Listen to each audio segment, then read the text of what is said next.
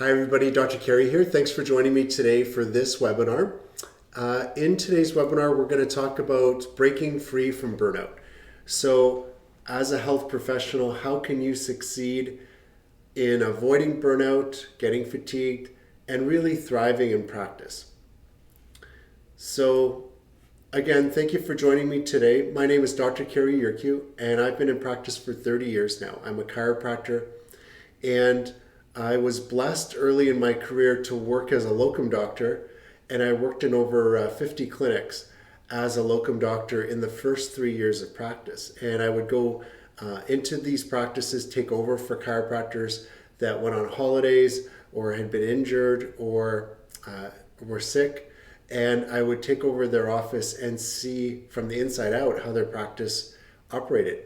And I'd get to meet their staff, work with their staff, their patients, and of course the doctor themselves. So that was a really great experience. And then I opened my own practice. I've managed my own practices since that time. So basically for 27 years now, I've been managing my own practice. And in the last 5 years, I've been helping other chiropractors and other health professionals to with their practices. So as a consultant, to help them grow their practice and manage their practice. So I've worked with over 80 clinics, a number of different types of doctors and therapists, as well as staff and situations that health care professionals face. I wrote this book called Successful Private Practice, and it's on Amazon. And it was sharing my knowledge of what I learned over the years. And so if you're interested in getting that book, you can go to Amazon. I'll put a link in the show notes, and you can get the ebook, the paperback, or the audiobook version. Make sure you stay till the end today, because I'll have a special offer for people that attended this webinar. If you want to know more, get some one-on-one help, I'll give you a special offer at the end. So are you feeling tired? And why do health professionals get tired? And I want you to have some takeaways from today as far as what you can do to prevent getting tired and burned out, and what are some healthy habits to establish right now. So why do health professionals get tired? Well, mentally, we get stressed because working with people on a daily basis and patients can be challenging. Patients come to see us, they're in pain or discomfort. Usually that makes people more challenging. And so we've got to work with them daily. And as we get busier, multiple people in a day. Physically, it's demanding. Now, depending on what type of health professional you are, if you're a dentist, you're twisted and looking at fine detail in a person's mouth all the time. If you're a massage therapist, you're physically working with your hands and your upper body doing massage. And if you're a chiropractor, you're bent over the table, pushing and doing quick adjustments, high velocity, low amplitude adjustments. So it depends on what type of health professional you are. And then a lot of us work long hours. So we're dedicated to our profession. We want to help people. We also want to succeed in practice. We might have student debt.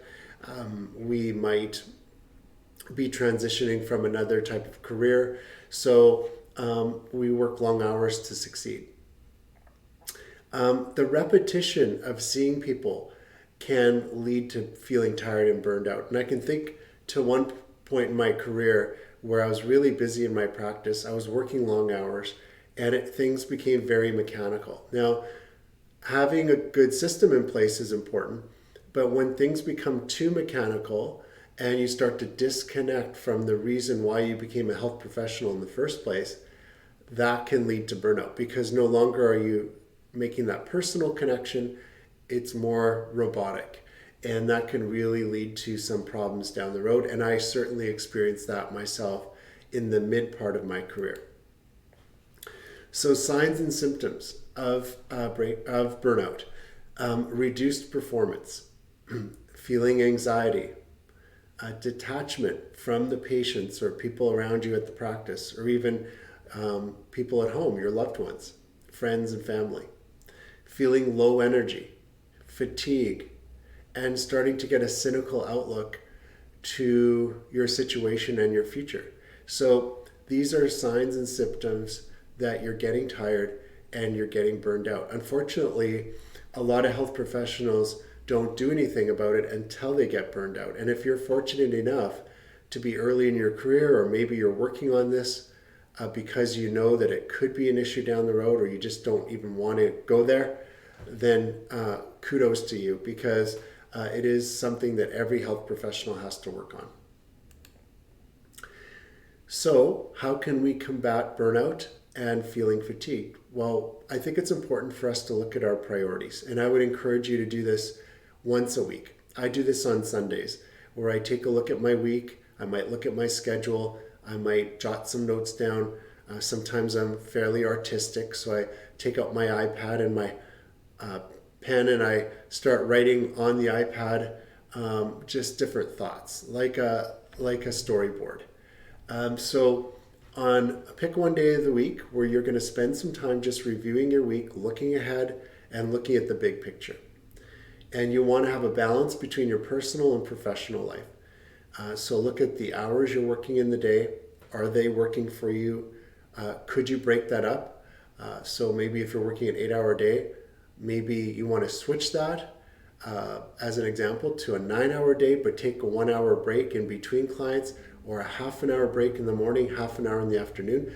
Everybody's a little different. And when I coach my clients, I have to get to know them and then give them the best advice for their personality and their specific circumstance. So look at the hours that you're working in a week, the personal time, the personal schedule, and what you love to do and what needs to get done. And look at the new clients coming into the practice. So new clients drive a practice, and to grow a practice, you definitely need new clients and new patients. So if you want to maintain your practice, you may want to reduce or stop taking new clients if you're at your maximum. Then you want to look at your visits. How many visits are you seeing a day in a week? And then you might want to look at how you do those visits, like efficiencies. And then, are you happy with that volume? So those are things to look at as well. Now, these things can change over time. So reevaluating once a week. And then when you go away, take a trip or some time off, it's a really good time to just sit back and reflect on how the past months have gone, or the past year. So when I go away, I really like to get outside the box and just kind of reflect back, and then jot some notes and think about the months and the years going forward. Just make sure that ladder's put on the right wall. In other words, just want to make sure that you're climbing the ladder, but it's on the right wall. For time management, you want to block book your patients. Definitely encourage health professionals to do that and work on efficiencies with their schedule, because you want to help as many people as possible. You want to do that with not the least amount of effort. Let's put it that way. You don't want to be getting tired physically or mentally because of poor scheduling or poor setup to your practice environment. So you really want to work on efficiencies so you get a good work done, you help a lot of people, but also you're taking care of yourself. You need a good support system. So colleagues, fellow health professionals in your field, it's good to get together with your colleagues on a regular basis. Now, sometimes that can be people within your practice. Other times, that's not the best situation. So people outside your practice. And just talk about, openly about how things are going, sharing with them, listening to them, giving them support, and getting support in return. You want to have a good relationship with clients. So depending on the type of healthcare professional you are and what your niche is within your healthcare profession, you definitely want to cater to what really drives you. I like doing webinars like this for my clients, and so this is one of the things that's really important to me right now, is just educating people, sharing my knowledge, and then working one-on-one with health professionals. You want to talk to friends and get out with friends and do some of the things you love to do. And this could be something different than your profession. So maybe you're in a running group. Maybe you like art and you're in a painting group. So there's all sorts of different, maybe you have a dog and you go dog walking once a week with a group. So whatever your friends are into, it's good to get together with them on a weekly basis. And the other thing I would say is find a mentor. Find someone who has kind of been there and done that. Someone who may have 10 years of experience on you in your field, and ask them if you can get together with them maybe on a monthly basis. You could also hire someone like me, a coach or a mentor, someone who's been there. And the advantage of a coach is that we're going to give you objective feedback, whereas your friends, someone who's a mentor to you in your field, may not give you the same objective feedback as a coach does. So that I've definitely experienced the benefits of having a paid coach over my career, and that's something that I provide to my clients now. What are some other self-care tips? Well, stress management is very important. There's different ways to manage stress. Definitely putting up boundaries and learning about boundaries for yourself is important. Communication is very important, whether it's with the client or the people in your colleagues in your practice, or maybe even at home outside of the practice. Just those boundaries and communication is very important. Exercise, nutrition, and sleep, establishing good habits, and especially as time goes on and you get busier, this is really important because this is like your infrastructure. You want to make sure that you can lean on this so that you can keep going and move through the days and weeks, providing a high level of service, but not getting tired and burned out. So nutrition is very important. Sorry, I have a duplication there.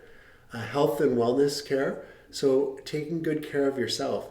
And sometimes health professionals, we're so used to taking care of other people that we don't really get the same type of services for ourselves. So, go for a massage, get some chiropractic care, go to a recovery spa, read a book on nutrition or meditation, attend a webinar like this. So do those things that you need to do for good self-care, for health and wellness. And this could involve meditation, breathing, yoga. I personally find all three of these very beneficial to me. And it's just a matter of making it a priority, doing it first thing in the day, and spending time on that. And you might be creative. You might be into things like art, dance, journaling. I know quite a few of my clients have benefited from journaling. So just writing in a journal how you feel, what's your goals and dreams are, that can be very beneficial. You might want to reach out for some extra help, like I advocate for BetterHelp. It's a mental health service that it's like counselors there and therapists that you can do all the sessions online, and there's thousands of therapists and tens of thousands of clients at BetterHelp. So that might be something you want to do. And then just kind of using the other parts of your brain. Because we're health professionals, we're very analytical, very scientific. Art and dance and some of those creative aspects of our brain are some things that sometimes we don't use enough of. So using other parts of your brain can be very beneficial just to keep a good balance. And then you want to keep growing. I can remember early in my career getting together with a group of chiropractors. We'd go to this Chinese restaurant on Wednesdays at noon. And I was in my first and second year of practice. And I can remember getting together with the group, and it seemed like half the group were excited, energetic about their practice and their careers, and the other half seemed to be numb to it. And they were of all different ages and years of experience. And I found that really interesting. And as I got to know them better, what I realized was the ones that were going to seminars, ones that were learning more, even if they were 20 years into practice, and they continued to learn and grow and keep up with the research and apply that in their practice, they were the ones that were most excited. It was the ones that thought, well, I've learned everything in school, I've been practicing for a number of years, and just I'm going to do the same old, same old. Those were the ones that were numb to practice and weren't that excited about their careers or even life in general. So I would encourage you to continue to learn, to continue to reach for the next level, whatever that is for you. Look into the latest methods or make some changes, one thing at a time. Technology, the way you practice, introduce the newest type of technique and let your patients know about it. Maybe write a blog for them or do a video like this. It can be very good for you, but it's also good for your practice too. And so I'd encourage you to continue doing that throughout your career. So in summary, look at yourself like an elite athlete. If you were an NFL athlete or NBA or NHL, how do those athletes treat themselves when they're not playing the game? We see them at their best when they're on the field or on the ice, on the court, and they're excelling. But what we don't see is when the game's over, what do they do? What water do they drink? What electrolytes do they use? What kind of recovery methods? How much do they sleep? So we want to treat ourselves like an elite athlete because we're the product, much like an athlete, and we are providing a service to our client base. Teamwork's important. So whether it's a team of health professionals that are working with you, whether it's the people at your practice, whether it's a group of mentors or colleagues, we definitely need to do this as a team. We can't do it ourselves. And you want to reach out to that support network and you want to share with them because it's very healthy mentally and for your career. Make sure you have good self-care methods, including scheduling, nutrition, getting enough rest, doing some of the things you love to do, and keep a good balance. And this will require reevaluation. So I'd recommend you do this on a weekly basis. And when you go away on holidays, I would say you should go away once every quarter, once every 3 months. You should take a long weekend or take a week off and then reflect back on the previous quarter and just say, how am I doing and what are some things that I want to accomplish going forward in the next 3 months. The special offer I have for you, I'll put it in the show notes.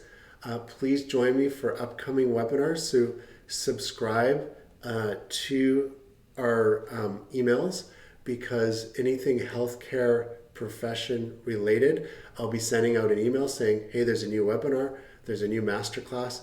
Please join me. The masterclass on this topic, if you're interested in learning more, there's only so much I can teach at a webinar like this. So if you want to know more about what I talked about today, I break it down and expand on it in the masterclass. There's a fee for the masterclass, but I'll put a link below where you can get 25% off the masterclass from attending this webinar today. And if you're interested in coaching, I do one-on-one coaching. I either use Zoom or phone calls. And I'll put a link in the show notes below for 25% off a coaching package. I usually do an initial session and then recommend 13 sessions over 13 weeks. So that's 1/4 of the year. Or I do 13 sessions over 26 weeks, which is over 6 months. So my clients are either on weekly or every 2 weeks. And then, of course, follow me on social media. So we're at True North PM, and we're on most of the social media channels like Twitter. We are on Facebook, Instagram, TikTok. And then you can follow our YouTube channel because I post a lot of videos, especially if I have a webinar like this coming up. Then I will post short videos during the week, less than a minute, on, let's say, each one of these slides. as a lead up to the webinar. And then I also record the free webinars and often upload them to YouTube.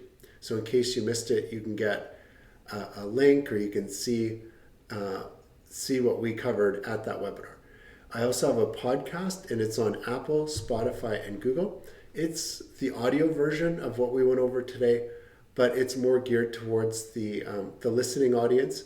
Spotify allows video podcasts now, so basically it's this recording, but Apple and Google are still audio only. So some of the uploads are geared towards the audio or the listening audience that might be driving in their car or listening to the podcast before bed or first thing in the morning. So I want to thank you guys for joining me today. It was a pleasure sharing some of the knowledge and the insights I have for you. If you need more help, please reach out to me. Either take the masterclass or sign up for some one-on-one coaching. Also, the email, subscribe to our email list so you get updates on the upcoming webinars. And also follow the social media and subscribe to our YouTube channel and our podcast channel, because you're going to get updates that way as well. Thanks again for joining me today. I wish you guys a great year this year, and I'll talk to you soon.